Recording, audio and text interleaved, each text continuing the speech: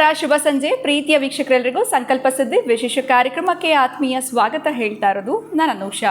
March 31ನೇ ತಾರೀಕು ಕೆಲವೇ ದಿನಗಳ ಬಾಕಿ ಇರುವಂಥದ್ದು ಕುಬೇರ ಸಭೆ ಕಾರ್ಯಕ್ರಮ ನಡೀತಾ ಇದೆ. ನೀವು ಕೂಡ ಇದರಲ್ಲಿ ಪಾಲ್ಗೊಳ್ಬೇಕು ಅಂತಂದರೆ ಸ್ಕ್ರೀನ್ ಮೇಲೆ ಬರ್ತಿರುವಂಥ ಸಂಖ್ಯೆಗೆ ಕರೆ ಮಾಡಿ ಇದ್ರ ಬಗ್ಗೆ ಹೆಚ್ಚಿನ ಮಾಹಿತಿಯನ್ನು ಪಡ್ಕೊಳ್ಬಹುದು. ತಮ್ಮ ಹೆಸರುಗಳನ್ನ ನೀವು ನೋಂದಾಯಿಸ್ಕೊಳ್ಬಹುದು.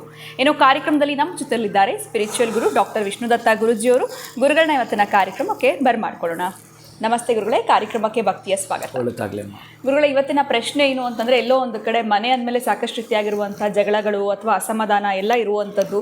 ಈ ಮನೆಯಲ್ಲಿ ಶಾಂತಿ ನೆಮ್ಮದಿ ನೆಲೆಸಿರಬೇಕು ಅಂತಂದರೆ ನಾವು ಎಷ್ಟು ದೀಪಗಳನ್ನ ಹಚ್ಚಬೇಕಾಗತ್ತೆ, ಇನ್ನು ಯಾವ ದಿನ ಹಚ್ಚುವಂಥದ್ದು ಸೂಕ್ತ? ಅಂದರೆ ಪ್ರತಿನಿತ್ಯ ಹಚ್ತೀವಿ, ಈ ಮನೆಯಲ್ಲಿ ನೆಮ್ಮದಿ ಇರೋದಕ್ಕೋಸ್ಕರ ಏನಾದರೂ ಸ್ಪೆಷಲ್ಲಾಗಿ ನಾವು ದೀಪಗಳನ್ನ ಹಚ್ಚಬೇಕಾಗತ್ತಾ? ಇದ್ರ ಬಗ್ಗೆ ಇವತ್ತಿನ ವಿಡಿಯೋದಲ್ಲಿ ತಿಳಿಸ್ಕೊಡಿ ಗುರುಗಳು. ಓಂ ವಿಶ್ವಸ್ಮೈ ನಮಃ. ಪ್ರೀತಿಯ ಬಂಧುಗಳೇ, ಈ ದೀಪ ಹಚ್ಚೋದು ಅಂದಾಗ ನನಗೊಬ್ಬರು ಜ್ಞಾಪಕ ಬರ್ತಾರೆ. ನಮ್ಮ ರಿಲೇಷನ್ನೇ ಅವರು, ಆಕೆ ಪ್ರೇಮ ಅಂತ. ಎಲ್ಲೋ ತಮಿಳ್ನಾಡಲ್ಲಿ ಎಲ್ಲೋ ಯಾರೋ ಹೇಳಿದ್ರಂತೆ, ನೋಡಿದ್ರಂತೆ, ಮಾಡಿದ್ರಂತೆ. ಇದು ಕಂತೆ ಪುರಾಣ. ರಾತ್ರಿ ಮಲಗಬೇಕಾದ್ರೆ ದೀಪಗಳನ್ನ ಆರಿಸ್ಬಿಟ್ಟು ಮಲಗೋದು. ಇದು ನೋಡಿ, ಕೇಳಿದ್ದೀರಾ ನೀವು? ಇಲ್ಲ ಗುರುಗಳೇ.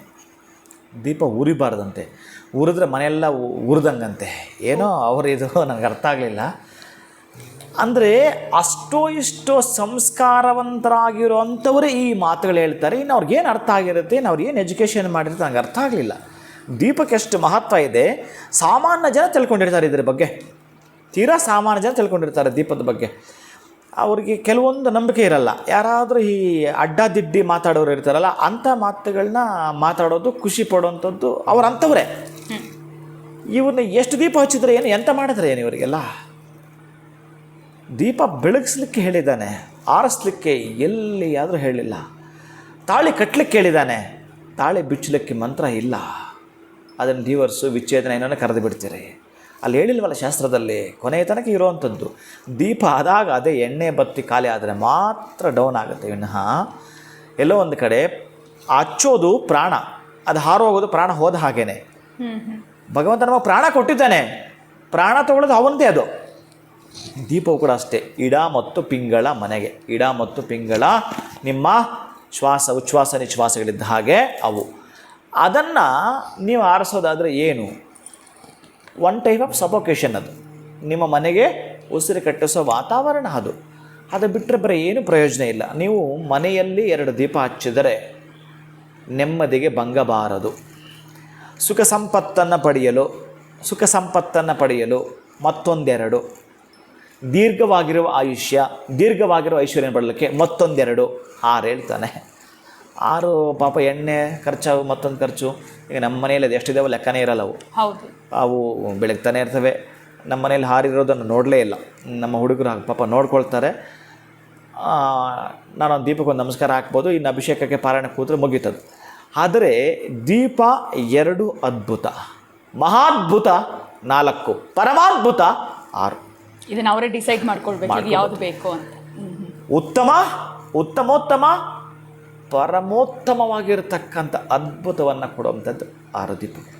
ಇನ್ನು ಎಣ್ಣೆ ಯಾವುದು ಬಳಸಬೇಕಾಗತ್ತೆ? ಒರಿಜಿನಲ್ ಆಗಿ ಒಂದೇ ಮಾತಲ್ಲಿ ಹೇಳ್ತೀನಿ, ಇನ್ನು ಸುತ್ತು ಬಳಸಿ ಎಳೆದಾಡೋದು ಬೇಡ. ಅವ್ರೀಗಂತೆ ಹಾಗಂತೆ ಅಂತ ದೀರ್ಘವಾಗಿರ್ತಕ್ಕಂಥ ಆರೋಗ್ಯ ಮನೆಗೆ ಬೇಕು ಅಂತಂದರೆ ದೀರ್ಘಕಾಲ ಇರಬೇಕು. ಈಗ ನೋಡಿ, ನಾವು ಬಂಗಾರ ತಗೊಳ್ತೀವಿ, ಏನೋ ಕಾರಣದಿಂದ ಪ್ಲಡ್ಜ್ ಮಾಡಿಬಿಡೋದು. ಇದಾಗಬಾರ್ದು ಅಂದರೆ ಒಂದೇ ಎಣ್ಣೆ ಬಳಸಬೇಕು ಅವರು. ಅದು ಶನಿಗೆ ಸಂಬಂಧಪಟ್ಟ ಎಣ್ಣೆ ಆಗಿರಬೇಕು. ಎಳ್ಳೆಣ್ಣೆ ಬಿಟ್ಟು ಬೇರೆ ಆಪ್ಷನ್ ಇಲ್ಲ ನಿಮಗೆ. ಇದಕ್ಕಿಂತಲೂ ನಾವು ಇನ್ನೂ ಸ್ಟ್ಯಾಂಡರ್ಡ್ ಮಾಡ್ತೀವಿ ಅಂತಂದರೆ ತುಪ್ಪ.